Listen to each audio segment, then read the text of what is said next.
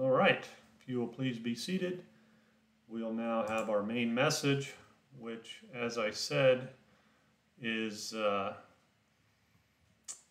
titled Hypocrisy, the Last Sin of America. I just need to make a slight adjustment here.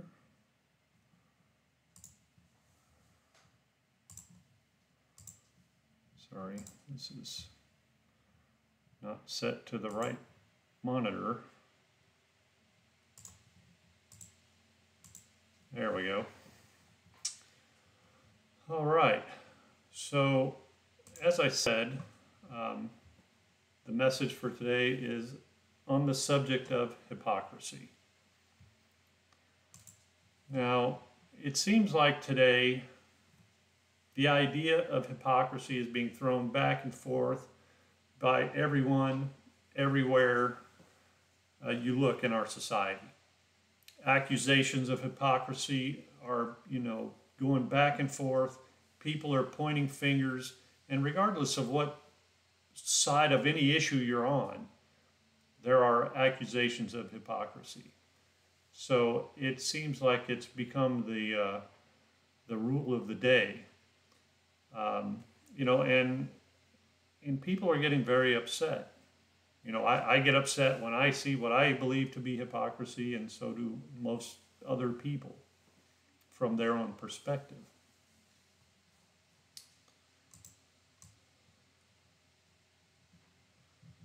And it's important for us to understand exactly what hypocrisy is. And there are a couple of meanings for the word hypocrite, as defined by Webster's New Universal Unabridged Dictionary. One is a person who pretends to have virtues, moral or religious beliefs, principles, etc., that he or she does not actually possess, especially a person whose actions belie stated beliefs, right? So you claim that you believe in something, but the reality is you really don't. And two, a person who feigns some desirable or publicly approved attitude, especially one whose private life opinions or statements belie his or her public statements. And we see these are secular definitions of hypocrisy. And when we look at our own society, we can see that this idea of hypocrisy has been perverted to further society's own agenda. According to the March 1st, 1999 article titled "Don't Let the Hypocrite Label Impede Airing of Moral Views" by Michael Limpress, an attorney in Washington, we read the following. It says, "Our society has distorted its use of the term hypocrisy to the point where good is called evil, i.e., truth from a hypocrite's mouth negates the truth." Right? So we're redefining quote unquote truth.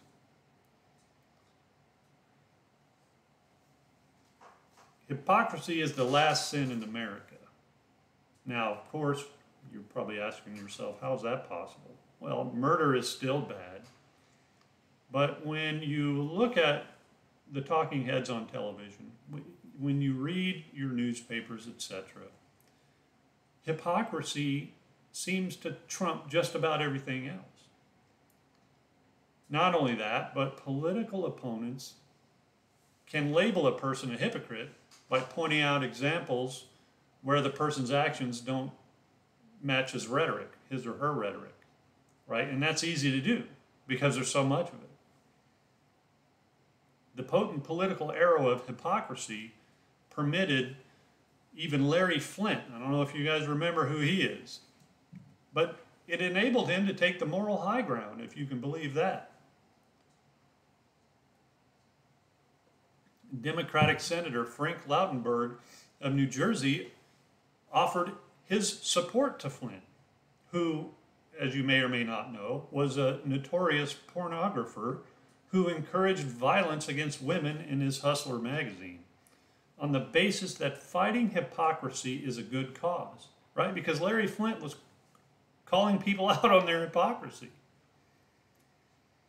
White House spokesman Joe Lockhart treated Flint's publications as responsible, in contrast to the Washington Times, American Spectator, and other conservative-leaning publications. So they held him up as, a responsible individual as opposed to these other conservative-leaning publications, which, when you think about it, is just completely insane. Today's political weapon of choice requires attacking others as hypocrites for failing to live up to standards that the hypocrite praises publicly. Thus, a man who publicly proclaims that he is pro-family is a hypocrite if evidence surfaces that he had an illicit affair or that he's divorced. And similarly, a man who proclaims his opposition to abortion is a hypocrite if a former liaison ends up having an abortion as a result of his actions. And in that way, the public person is morally superior. If aware of his own history, he remains silent on public issues that might prove inconsistent with his past actions, right? They know the hypocrisy of their crowd, and so what ends up happening, in order to avoid being put in the spotlight for their hypocrisy, they say nothing. And by keeping that silence, no one is able to accuse them of, boosting positions that he doesn't truly believe in. When your actions don't mesh with words, Americans assume that it is the words that are false. It might be better for all of us if we accepted that it may just be the actions that are false. As humans, we all fall short of the goals that we set for ourselves. That doesn't mean that the goals are false. It simply means that we're weak, or we were unable to achieve what we had planned. And it takes courage every day to strive to meet the goals that we set for ourselves. It also takes courage to stick to our goals after we fall short. And this is particularly true for women and men in the public eye who will be called hypocrites if they stick to their goals after falling short. If those men and women don't stick to their goals, we end up lowering our common expectations and our society will be debased. Right? Because let's face it, what did Paul say? We all fall short. We're none of us perfect. And so when we fail to achieve, doesn't necessarily mean we're hypocrites, but we have to be open and honest about things. We need leaders, even those who have fallen short, to proclaim and defend their moral values. And we will all pay the price if the insult of hypocrite succeeds in silencing those who defend values that are difficult to maintain. And as in everything else, the sin of hypocrisy has been elevated so that it's even greater than the sin of murder or adultery or any of the others, according to our society. So what is hypocrisy? What's wrong with it? How do we avoid it? These are questions that we as covenant-keeping Christians and those who are trying to align themselves with the will of our Father should be asking.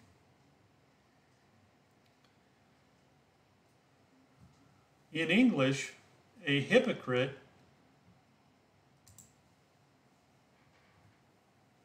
is defined as one who deliberately and as habit professes to be good when he is aware that he's not. Synonyms for hypocritical include insincere, false, two-faced, dishonest, deceitful, deceptive, truthless, feigned, and the last one is counterfeit. So you can see the relationship between these words and hypocrite. The antonyms, or the opposite, are sincere, heartfelt, genuine, and honest.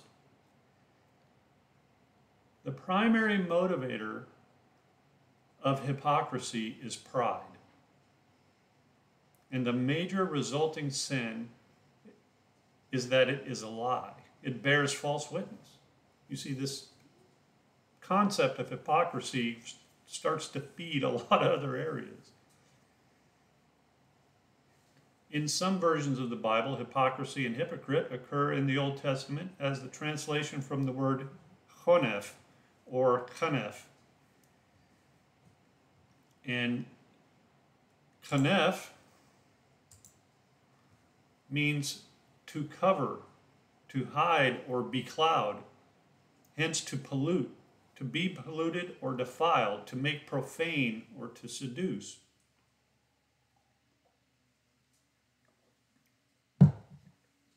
In the KJV and the New King James, chanef is translated hypocrite 8 times in Job. In all these places in Job, the Revised Version has godless man, or godless men, or godless in the place of hypocrisy, which is how it's rendered in other translations. To render the meaning of the Hebrew word konef or chanef as hypocrisy and hypocrite is a bit of a mistranslation according to the Anchor Bible Dictionary. In its strictest form, it may be considered a mistranslation, but nevertheless, there is an element of hypocrisy in the Hebrew word chanef. Those Hebrew words passed into the authorized version from the Latin, which followed the Greek versions. In the Revised Version, it is rendered godless or profane. Nevertheless, it does relate to the concept of hypocrite. And this is seen clearly here in Job 8. And as we read through Job 8, notice the term spider's web and the reference to not seeing the hypocrite. In Job 8, 11 through 18, we read, "Can papyrus grow where there is no marsh? Can reeds flourish where there is no water? While yet a flower and not cut down, they wither before any other plant. Such are the paths of all who forget God. The hope of the godless shall perish. His confidence is severed, and his trust is a spider's web. He leans against his house, but it does not stand. He lays hold of it, but it does not endure. He is a lush plant before the sun, and his shoots spread over his garden. His roots entwine the stone heap. He looks upon a house of stones. If he is destroyed from his place, then it will deny him, saying, I have never seen you." Now in verse 13, the word translated godless or hypocrite in the New King James and the King James means something like our word hypocrite, but not exactly. It seems that the hypocrite comes to deceive himself as well as others, right? You start to believe your own lies. And in the Old Testament, this word also means profane and godless. In verse 14, the spider's web is unreliable and provides no support. Also, there is a sense in the familiar saying, "Oh, what a tangled web we weave when we practice to deceive." You can see where the aspect of a hypocrite comes into play. Then in verse 18, the statement, "I have not seen you," infers the idea that one is unable to see the real character behind the face of a hypocrite. Right? They have this facade that they put out for the public, but in reality, they are something else. Wilson's Old Testament word studies stated under the heading hypocrite that hypocrite, the Hebrew words from which hypocrite is rendered, literally means profane man. Wilson goes on to say that most forms of the word in the original Hebrew have this meaning: one defiled in mind and conscience, yet concealing it and pretending to be outwardly what he is not inwardly, to have zeal and affection toward God when his heart is far from him, or dividing his heart between God and the world, opposed to the innocent who has a good conscience. So this concept of hypocrisy is way bigger and deeper than what we make it out to be. You see that there is, in the Old Testament word, an element of hypocrisy. A profane man is one who violates sacred things, for example, the Sabbath or the name of God or divine laws, the covenant. He's a man who stains what is beautiful and glorious. And there is a clear indication in the Old Testament that hypocrisy equates with profanity of any kind. Other concepts related to profane are common and unholy. So we see there some background definitions of the word hypocrite, that it does also include godless or godlessness. This word hypocrite is based on the Greek theatrical words that mean actor or to play a part, which is kind of interesting when you think about it. The essential identity of hypocrites, therefore, is that they pretend to be something they are not. Psalms 26:4 calls them false men and dissemblers in the RSV. But in the Gospels, the implications are more specific. Hypocrites pretend to be paragons of religious virtue while lacking spiritual virtue in their inner being. Right? How many televangelists have we seen shamed over the years for getting caught doing the things that they preach against while you send them all your money? It's really a very destructive thing. In Mark 7:6, we can read what Jesus had to say. In Mark 7:6, it says, "And he said to them, Well did Isaiah prophesy of you, hypocrites, as it is written, This people honors me with their lips, but their heart is far from me." According to Vine's expository dictionary of the New Testament words, we see this. It says, hypocrite primarily denotes one who answers, then a stage actor. It was a custom for Greek and Roman actors to speak in large masks with mechanical devices for augmenting the force of the voice. Hence, the word became used metaphorically of a dissembler or a hypocrite.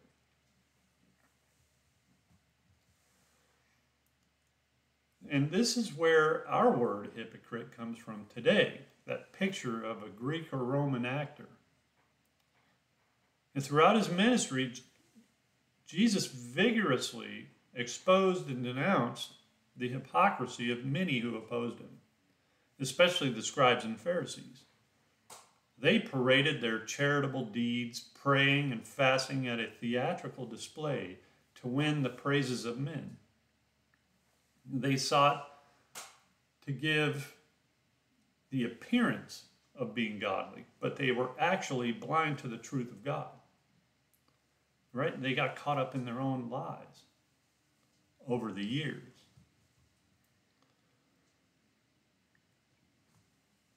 A composite portrait is easy to assemble from Jesus' denunciation of the Pharisees. They were ostentatious when they gave alms with the intent that people would praise them, right? They didn't do anything in secret. All their good was done out in public so everybody could see it, because they wanted to continue that facade of goodness. When they fasted, they disfigured their faces, right? Oh, look at me suffering.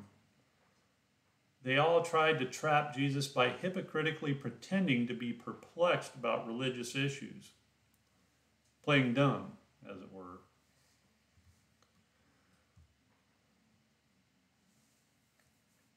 And according to the Anchor Bible Dictionary, the hypocrisy of the Gospels is the appearing before men what one ought to be, but is not before God. At times it is deliberately played part. At others it is a deception, of which the actor himself is unconscious. Thus, according to Christ, all who play the part of religion, whether consciously or unconsciously, without being religious, are hypocrites, and so fall under his sternest denunciation. You might say that this is a definition of hypocrisy in its most strict sense. A study of the actual charges against the Pharisees shows that not all cases can be interpreted as hypocrisy. We find blindness to their fault, an overvaluation of human tradition, sheer ignorance of God's demands, and the love of display. And this love of display was motivated by pride and many times resulted in hypocrisy. Look at Matthew 6, verses 1 through 4.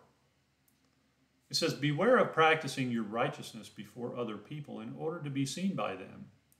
For then you will have no reward from your Father who is in heaven. Thus, when you give to the needy, sound no trumpet before you, as the hypocrites do in the synagogues and in the streets, that they may be praised by others. Truly I say to you, they have received their reward. But when you give to the needy, do not let your left hand know what your right hand is doing, so that your giving may be in secret, and your Father who sees in secret will reward you." So what this is talking about seems pretty obvious.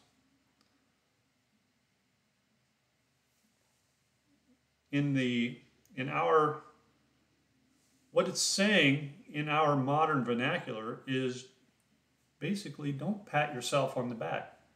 Don't blow your own horn. Don't, self-aggrandize. It's not necessary. You don't emulate the character of Christ to be seen by men. It's to our Father in heaven.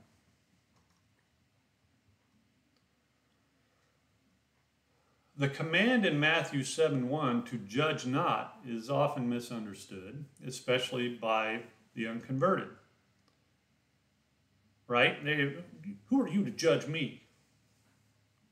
But that term, judge not, refers to rash, censorious, and unjust judgment. You see, Christ doesn't condemn judging as a magistrate, because when it is according to justice, it is lawful and necessary. And what did Paul say? What's wrong with you people? Can't you even judge the smallest of these things? And he doesn't condemn our forming of an opinion on the conduct of others, because it's impossible not to form an opinion of conduct that we know to be evil. But the opinion must, of course, be based on God's truth. And we don't condemn people in the sense that we pass judgment. We sit in the seat of God and say, "What? You're going to hell." Nothing like that. Well, we don't believe that people are going to hell, but I'm using that metaphorically or anecdotally. But what he refers to is a habit of forming a hasty judgment without considering things harshly and without an allowance for less serious circumstances. And also, we have to be careful when we form judgments because we don't know where people come from, what experiences they've had in their life. So in this little blip, this little window of time that you see them, you see a particular behavior or an action, you pass judgment. But you have no idea the progress that they might have been making for years, while you yourself sat in the same spot for years. Just remember, when you have one finger pointing out, there are three more pointing back at you. And so we have to be careful, right? And we shouldn't be outwardly expressing these opinions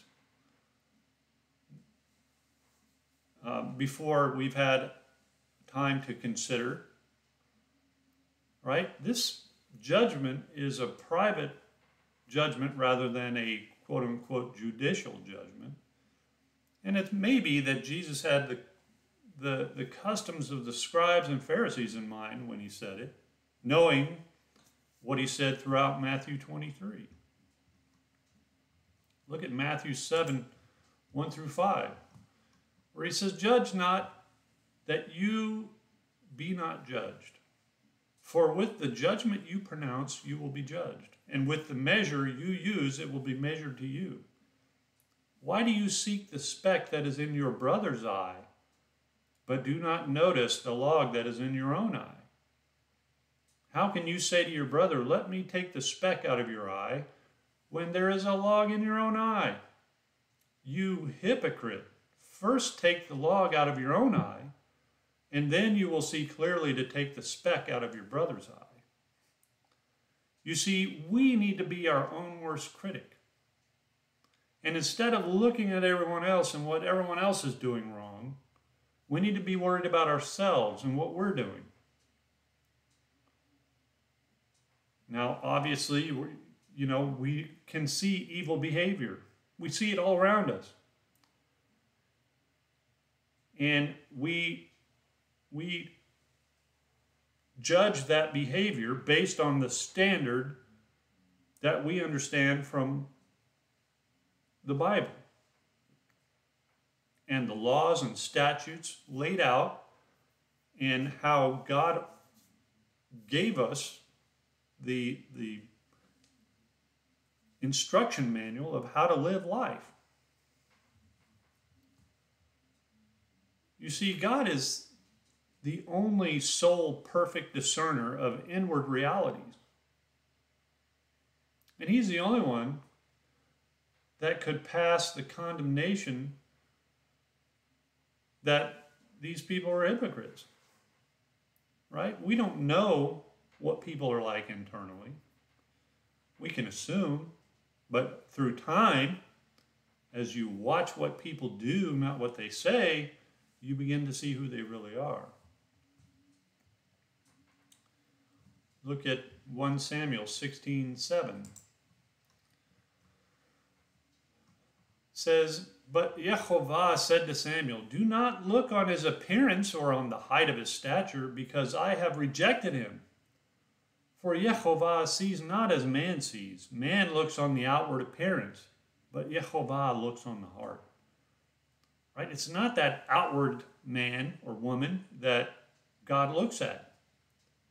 He looks at what's in your heart. And he knows. He knows if you have prejudice, hypocrisy. You're not hiding anything from him.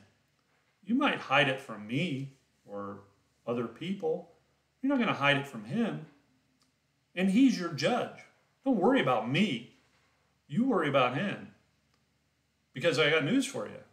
If you're right with him, you're going to be right with me. Because I'm going to look at you and go, wow, that's an upstanding individual. But if you behave in such a way that is contrary to everything that we know, then I'm going to look at that and say, wow, that behavior is not conducive to good things happening.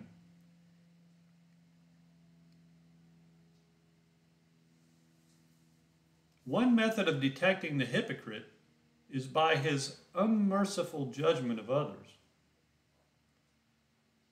whether verbal or actually passing open violent judgment, because by such expressions, they not only seek to confirm their own standing, but also falls into self-deceit.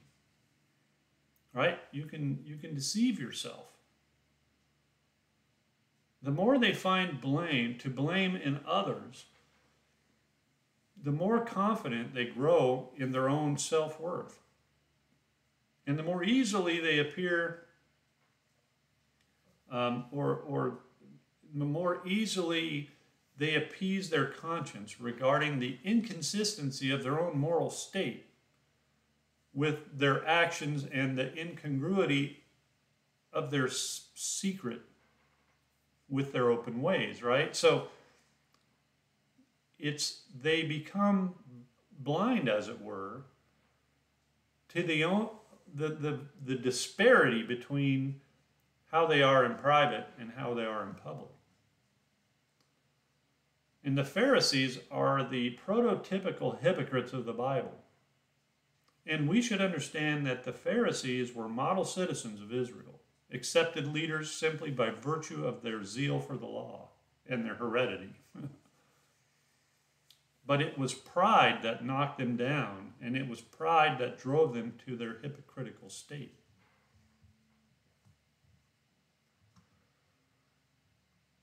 The McClintock and Strong Encyclopedia says this: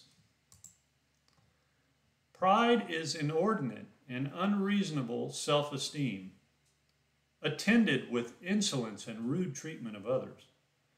It manifests itself by praising ourselves, adoring our persons, attempting to appear before others in a superior light to what we are, contempt and slander of others, envy at the excellences others possess, anxiety to gain applause, distress and rage when slighted, impatience of contradiction, and opposition to God himself. You know, like, do you know who I am? And this is the foundation of hypocrisy, which is called pride. Pride can be considered as the parent of hypocrisy, discontent, ingratitude, covetousness, poverty, presumption, passion, extravagance, bigotry, war, and persecution. And the list goes on. And one of which pride is the foundation to. In fact, almost all evil has pride connected with it, at least in a nearby or remote sense. And, you know, arrogance. Scripture talks a lot about the arrogant and how God feels about the arrogant. And it's not good. He brings them down.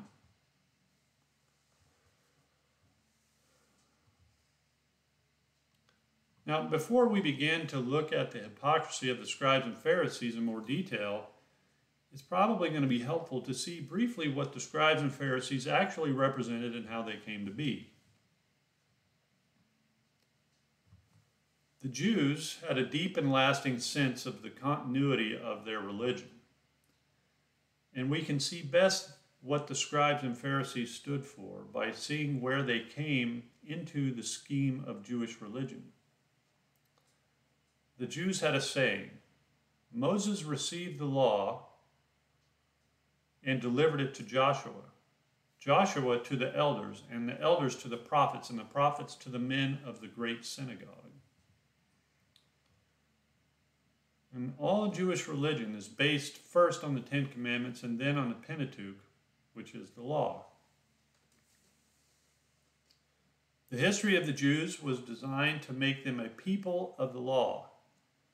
As every nation has, they had their dream of greatness. Pride drove them to this goal. But by the hand of God, the experiences of history had made that dream take a special direction for the Jews. They had been conquered by the Assyrians, by the Babylonians, the Persians, and as a result, Jerusalem had been left desolate. It was clear that they could not be preeminent in political power. But although the political power was an obvious possibility or impossibility, they nonetheless possessed the law. And to them, the law was the very word of God.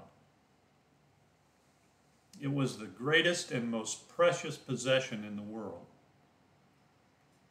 And in the 5th century BC, under Ezra and Nehemiah, the people were allowed to come back to Jerusalem and to rebuild their shattered city and to take up their national life again.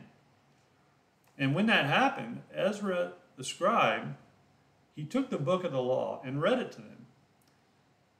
And it was at this point when there was a national dedication of the people to the keeping of the law. And you can see that in Nehemiah chapter 8. And from that time, the study of the law became the greatest of all professions. And that study of the law was committed to the men of the great synagogue that we know as the scribes. Now, as they began to use their own human reasoning, the great principles of the law were broken up into thousands upon thousands of little rules and regulations. The law said that a man must not work on the Sabbath, so the scribes labored diligently to define work. Right? And as we recently heard in a study by Nehemiah Gordon, that adding to the Word of God. Right? Just like Eve did. When he said, well, you're not even supposed to touch it. The tree of the knowledge of good and evil. Right? They changed what God said and added to it. They laid down how many paces a man might walk on the Sabbath, how heavy a burden he might carry, the many things he might and might not do on the Sabbath. And by the time this scribal interpretation of the law was finished, it took more than 50 volumes to hold the massive regulations that resulted. The return of the people to Jerusalem and the first dedication of the law took place around 455 BC. But it's not until long after that that the Pharisees emerged. Around 175 BC, Antiochus Epiphanes of Syria made a deliberate attempt to stamp out the Jewish religion and to introduce the Greek religion and Greek customs and practices. Excuse me. And it was then that the Pharisees arose as a separate sect. The name means the separated ones. And they were the men who dedicated their whole life to the careful and meticulous observance of every rule and regulation that the scribes had worked out. In face of the threat directed against the Jews and their religion, they determined to spend their whole lives in one long observance of Judaism in its most elaborate and ceremonial and legal form. They were dedicated men who accepted the ever-increasing number of religious rules and regulations extracted from the law. There were never very many of them. At most, there were not more than 6,000 Pharisees. The plain fact was that if a man was going to accept and carry out every little regulation of the law, he would have time for nothing else. He had to withdraw himself and separate himself from ordinary life in order to keep the law of the Jews. Now, the Pharisees then were two things. First, they were dedicated legalists. Religion to them was the observance of every detail of the law. But second, they were men of desperate earnest about their religion. For no one would have accepted the impossibly demanding task of living a life like they lived, unless he had been in the most deadly earnest and most deeply dedicated man, right? You wouldn't go down that path if you weren't. They developed at one and the same time all the faults of legalism and all the virtues of complete self-dedication. A Pharisee might either be a desiccated or arrogant legalist, or a man of burning devotion to whom he felt God was. To say this is not to pass a judgment on the Pharisees. It's not my place. I believe that's already been done. For the Jews themselves passed that very verdict. The Talmud distinguishes 7 different kinds of Pharisees. You will find the list of 7 both interesting and eye-opening. It illustrates 6 attitudes out of 7 that every Christian should work to avoid. The first of the 7 was the shoulder Pharisee. He was meticulous in his observance of the law, but he wore high good deeds upon his shoulder. He was out for a reputation for purity and goodness. True enough, he obeyed the law, but he did so in order to be seen of men. Obviously, he was a hypocrite. The second type was the wait a little Pharisee. He was the Pharisee who could always produce an entirely valid excuse for putting off a good deed. He professed the creed of the strictest Pharisees, but he could always find an excuse for allowing practice to lag behind. Right? So he wasn't really doing what he was espousing. He spoke, but he didn't do. He was another type of hypocrite. The third type was the bruised or bleeding Pharisee.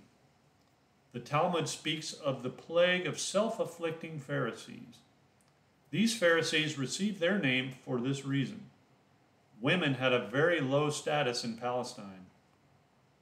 No really strict Orthodox teacher would be seen talking to a woman in public, even if that woman was his own wife or sister. And these Pharisees went even further. They wouldn't even allow themselves to look at a woman on the street. In order to avoid doing so, they would shut their eyes and so bump into walls and buildings and other obstructions. It's pretty funny when you think about it. But these were very dedicated men.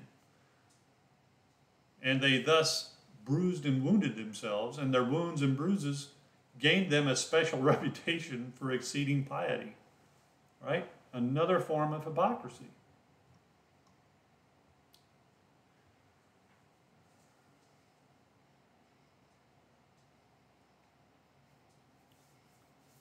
The fourth type of Pharisee was the Pharisee who was variously described as the pestle and mortar Pharisee, or humpbacked Pharisee, or the tumbling Pharisee. Those are all the same one, right? They're all the same, a description of the same Pharisee. Now, these guys walked around in such ostentatious humility that they were bent like a pestle in a mortar, or like a hunchback, right? They're just slouching around. They were so humble that they would not even lift their feet from the ground, and so tripped over every obstruction they met. Their humility was a self-advertising ostentation. This was another hypocritical type of Pharisee. It's a wonder that they lived very long because it seems they got injured quite a bit. The fifth was the ever-reckoning or compounding Pharisee. This kind of Pharisee was forever reckoning upon his good deeds. He was forever striking a balance sheet between himself and God, and he believed that every good deed he did put God a little further in his debt. Like, I did some good, so you owe me. To him, religion was always to be reckoned in terms of a profit and loss account that was compared to God. That one especially is hypocritical.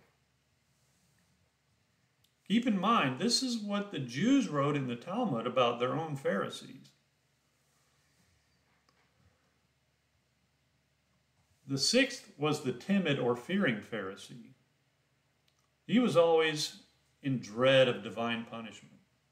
He was therefore always cleansing the outside of the cup and the platter so that he might seem to be good. He saw religion in terms of judgment and life, in terms of a terror-stricken evasion of this judgment. He was a hypocrite as well. The seventh type was a little bit different in his thinking than the other six. Finally, the seventh one was the God-fearing Pharisee. He was the Pharisee who really and truly loved God and who found his delight in obedience to the law of God, however difficult that might be. But he was self-deceived and worshipped a God he had formed in his own mind through human reasoning. That was the Jews' own classification of the Pharisees, except for that last comment about the Jew being self-deceived and worshiping a God that he formed in his own mind. In the Gospels, the words Pharisee and hypocrite are nearly synonymous. The etymology of hypocrite suggests a pretender. In Jewish culture, the Pharisees pretended to be the authoritative opinion on religiousness and the law. They are very convincing in many ways in their writings, and they are fervently loyal to God, zealous for knowledge of Scripture, respected as the authority even by those who disagreed with them. Jesus challenged their right to their assumed position and exposed their pretense and emerged as a higher authority. And this is why they hated him. The Pharisees defended their stance aggressively, ultimately collaborating in Jesus' death. And we all know how that story plays out. The images of a Pharisee composed the portrait of a person having zeal without knowledge of the mystery of the kingdom, occupying the seat of Moses in Jewish culture, outstanding by all cultural measures of righteousness, but threatened by the Messiah's arrival. There we see the element of pride behind hypocrisy. So, brethren, I think we will pause there, and we will cover the remainder of the message next Sabbath. So with that, then, we will close our formal service. We'll have our final hymn, and then the open discussion.